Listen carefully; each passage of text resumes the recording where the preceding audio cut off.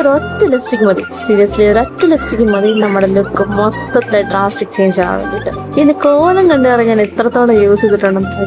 എൻ്റെ പിഗ്മെന്റഡ് ലിപ്സിന് ഇത് എത്ര പെട്ടെന്ന് ഹൈഡ് ചെയ്യുന്ന നോക്കി. ഇത് ബട്ടർ പോലെയാണ് ഗ്ലൈഡ് ചെയ്യുന്നത്. അത് ഭയങ്കര സ്മൂത്താണ്.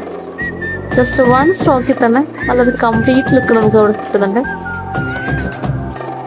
ഒന്ന് നോക്കിയേ, എൻ്റെ സ്കിന്ന് ഭയങ്കരമായിട്ട് ഒന്ന് ഗ്ലോ ആയിരിക്കുന്നത് കണ്ടോ? ആ ഒരു ലിപ്സ്റ്റിക്കിൻ്റെ ഒരു ചേഞ്ചാണ്.